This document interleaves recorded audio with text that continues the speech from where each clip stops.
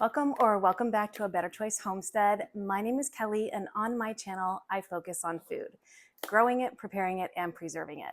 I do 3 videos a week, and on Friday, it's all about freeze drying. Today, I am going to be freeze drying greens, mostly from the garden, but also store-bought. I'll show you what I mean. I have 4 beautiful trays of pre-frozen food here. This is kale, organically grown, picked fresh, blanched, and then frozen, ready to go into the freeze dryer. These same, but these are collard greens. These 2 trays are some bok choy that I purchased at my local Asian market and then just quickly fried in my cast iron skillet to get them a little bit cooked to slow down that aging process, kill those enzymes so that these can be preserved for long-term, more like short-term use. I'm sure I'll get through all of these this winter. But while you can still grow amazing produce or source it from your farmer's market, it's the perfect time to stock up for winter as well as for your long-term storage needs. If you'd like to see how I prepared these, I will go ahead and post a link up in the video here. This was a little bit laborious, but so totally worth it. I know a lot of people like to powder down their greens. Great. I do have greens powdered down as well, but I prefer to freeze dry the whole leaves and then use them as whole leaves when I'm ready to use them. I use my collards mostly in stir-fried dishes or stir fries. And the kales I love to add to an egg drop soup or a ramen bowl or some other type of hearty soup in the winter where you're going to get all the benefits of the greens. For the bok choy, I have never freeze-dried bok choy before. This is a complete experiment, and we will see how that turns out. Because I did fry it ahead of time, no oil or anything, just in the pan, you know, some of the longer, more delicate leaves did char, which of course they did. That was the intent, and I'm not sure that those will make it through the freeze dryer. I'm pretty sure they won't, but I am hoping that this core of the bok choy remains intact and beautiful. I will absolutely use these in ramen bowls over the winter and probably in stir fries as well. So let's get the trays over the freeze dryer and let's see how these turn out.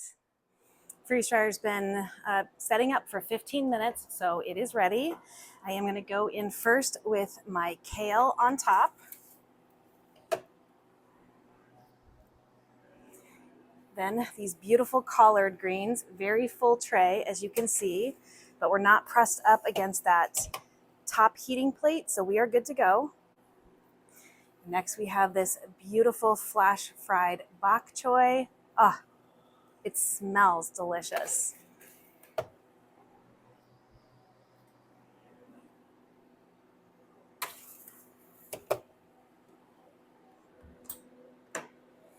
Next, I just need to close the drain valve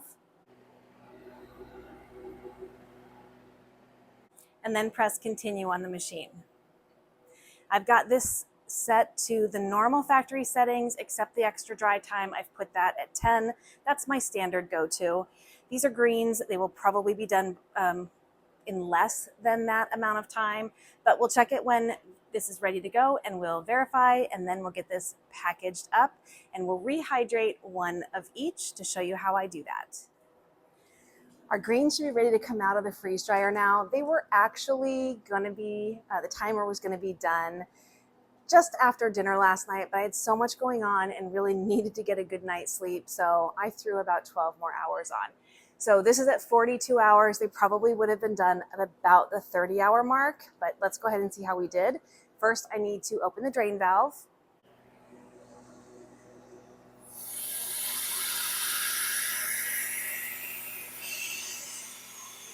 And that releases the pressure in the chamber so I can open the door.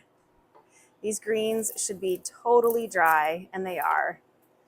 They puffed up a little bit on the collards, so I'm going to be careful getting those out. This is the kale. These are totally dry. So we'll get these into the kitchen and we'll get these packaged up, but we'll rehydrate a little as well. Here's our beautiful bok choy, and that feels totally done as well. I'm excited about this. We'll see how it tastes. And now for these collards, we just need to carefully pull those out. We lost a couple. These look completely dry as well. I don't want to drop any on the floor, so I'll show you what they feel, or let you hear what they sound like when we get them into the kitchen. All right, the first thing I want to do is rehydrate some of these. I'm going to take a small one of the bok choy and just put it in a bowl. I'm going to take a few of the collard greens, not many because I really don't feel like eating right now, but we'll take, probably a tablespoon or so, and same with the kale. So if I was going to pull these out of the jars that I'm going to put them in, I am just going to add some water. This is warm water from my kettle because I prefer eating warm, but I also think that it helps rehydrate a little bit faster. I could be wrong about that.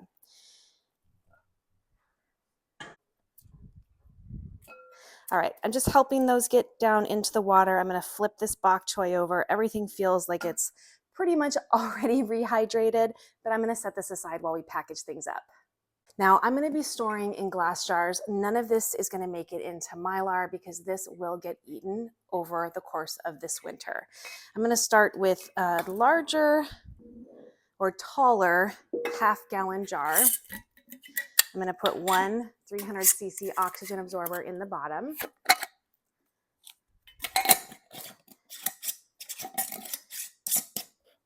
And then I am going to lay the bok choy in here, core side up, so it's easier to grab. If I were to lay it core side down and I was grabbing it by the leaves to take it out of the jar, it could break. So I'm going to do core side up.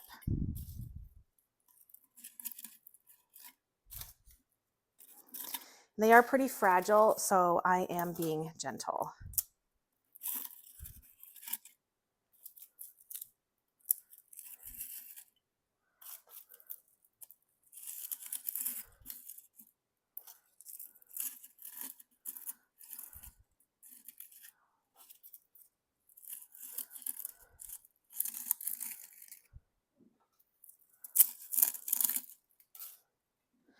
And that is, I think, about all I can fit in here without breaking any, unless I have some shorter ones, which I do.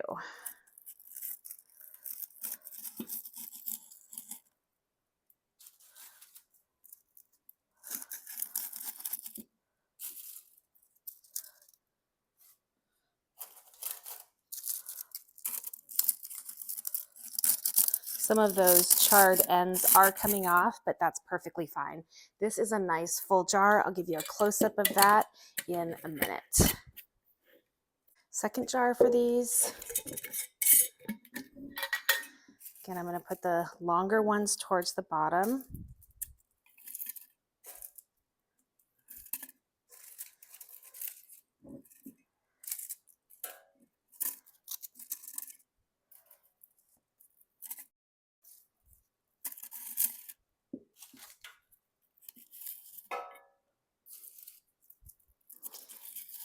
I'm trying not to push them down in to break off the bottom ends of the leaves.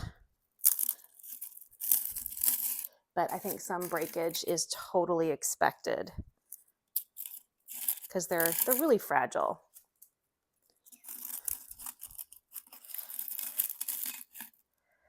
All right, that's good for those.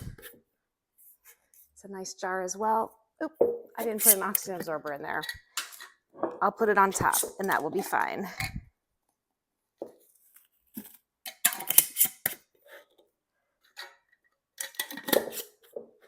The rest of these I'm going to go ahead and put in the squatty half-gallon jar. And these I will keep in my kitchen for near-term use, and the rest will go into my mid-term pantry. Because there's only so much space I have in these cupboards.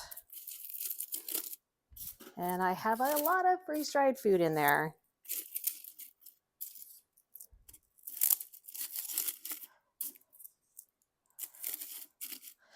Perfect. And I'm not going to put an oxygen absorber in these because these are going to get pulled from pretty quick. And that's probably, the jar is probably going to only be opened for a couple of seconds, maybe 3 or 4 times. Now for our collard greens, I'm going to go ahead and put an oxygen absorber in there.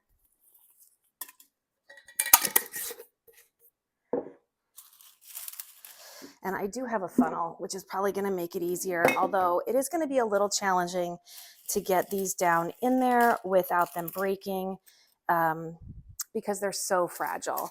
But honestly, if they break, I don't really care. We're going to be sauteing these when we go to use them. I just want to break the folds up a little bit just to make sure that they're not holding any moisture in there.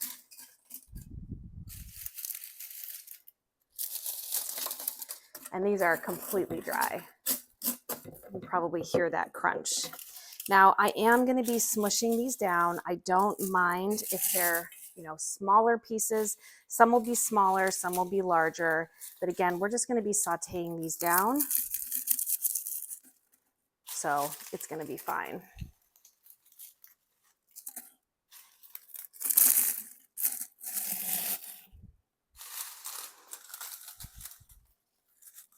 I don't think I need the funnel.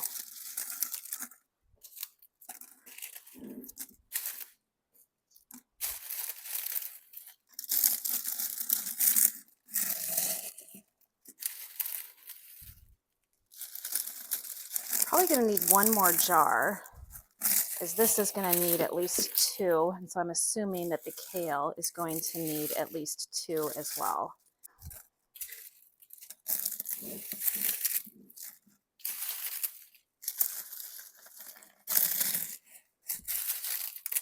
And these are less likely to just rehydrate from the ambient humidity in the air. So I am not worried about going too quickly on these. I just need to go quick enough so that I can get to my desk for work this morning.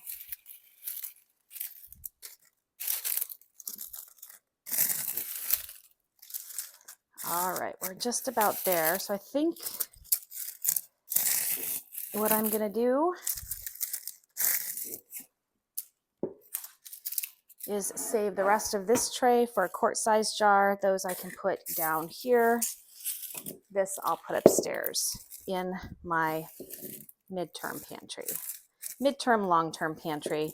Midterm are my jars. Long-term is my Mylar. We can fit just a little more in here.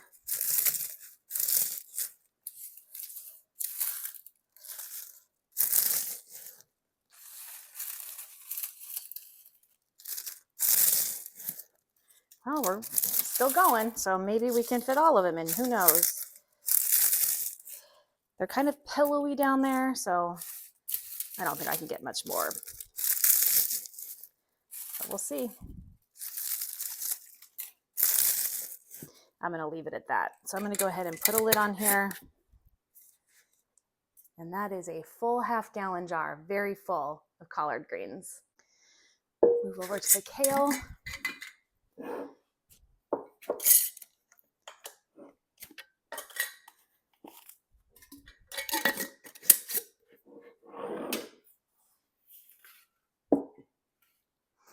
All right, let's see how many we can get in here. I do want to just double check, but 40 hours, 42 hours, I don't have any reason to believe that these are wet inside, and they're not. They are crispy dry.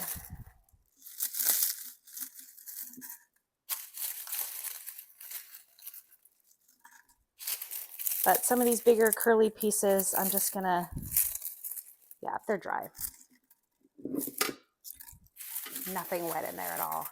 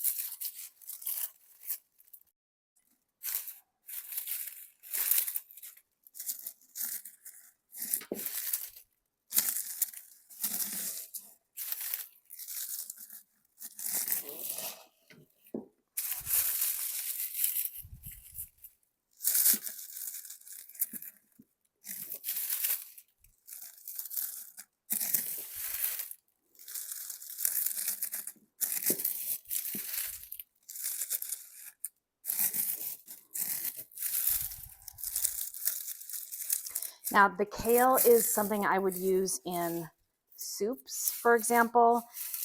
So I do not mind at all really smushing these in to get them all into one jar.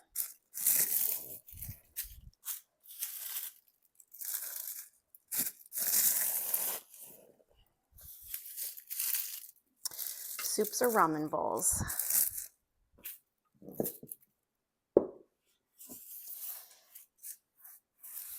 And I think a mess with these is inevitable, but they're dry, so it's easy to clean up. As long as you're starting with a clean work surface, should be fine.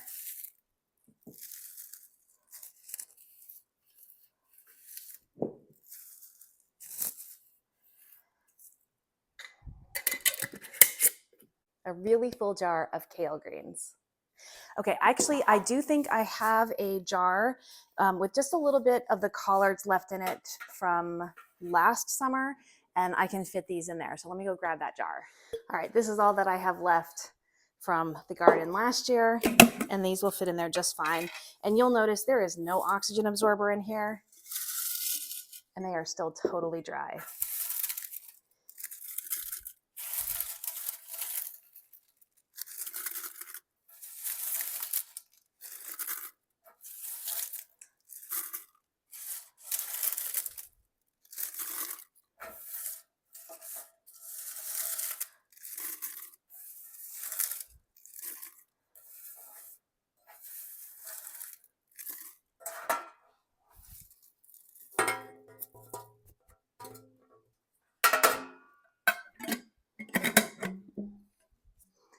Didn't quite fill that jar, but it's enough to keep me going. All right, here is our rehydrated greens. I've got the collards kind of on this side. They've mixed up just a little bit, and the kale over on this side. Now, the kale I would most likely add to a soup or like a ramen bowl.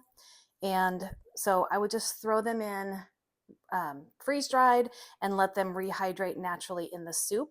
So I'm just going to set that aside.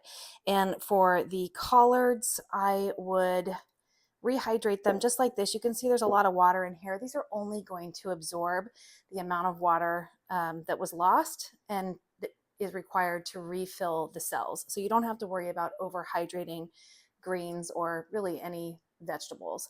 So these, what I would do is I would just rehydrate them. I would just pat them dry a little bit, and then I would stick them into a skillet and get those stir fried or use as a dish.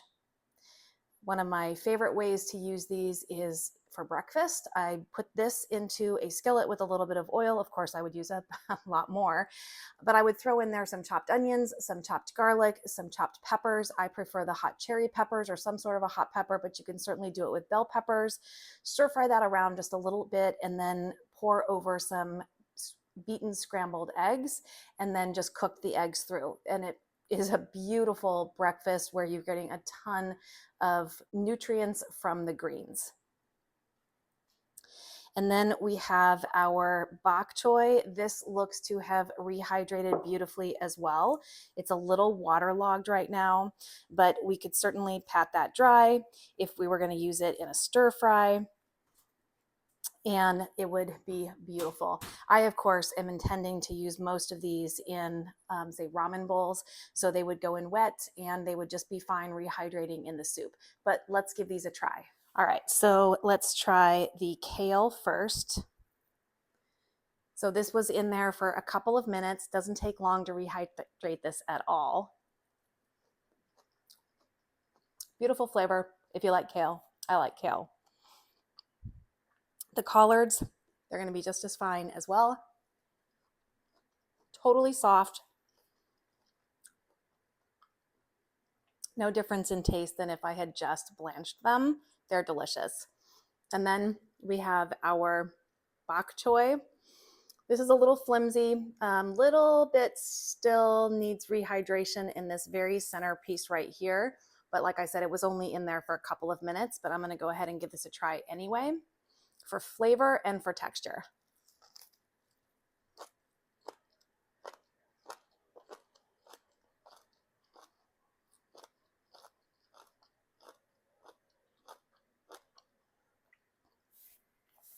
The flavor is really good. I'm so happy I did that. It's truly delicious. If I was going to rehydrate that in a ramen bowl, I would just make sure that that sat, in there for about 5 minutes, probably about the time it takes to cook noodles. And if I was going to use that in a stir fry, that would make sure it was fully rehydrated, and then I would pat it dry. But these are beautiful additions to both my near term and midterm pantries, and I am so excited to have them. Thank you so much for joining me for another edition of Freeze Dry Friday, where we did greens. My name is Kelly. You're at A Better Choice Homestead, and I do hope you come back and visit again soon.